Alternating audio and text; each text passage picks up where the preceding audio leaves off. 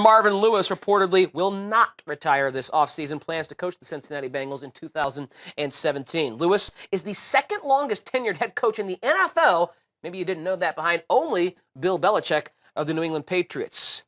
Lewis, however, has gone 0-7 in the playoffs as Cincinnati's head coach. Dylan, what do you make of Cincy bringing Lewis back for next year? In my opinion, they need a new voice in that Bengals locker room and not more of the same old stuff they've heard from Marvin Lewis before. I think this was the time to cut ties with Marvin Lewis, and I think to not do so is a big mistake for them.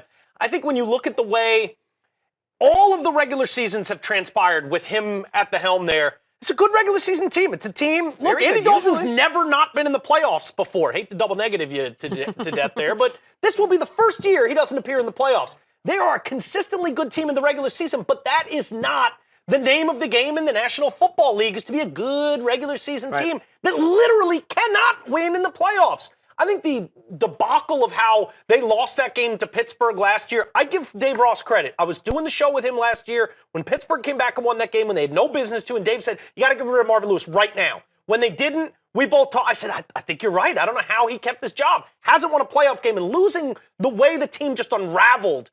That's when a head coach needs to pull things together and be a leader. He's a good coach. I think he's a well-liked guy. He's been around a long time.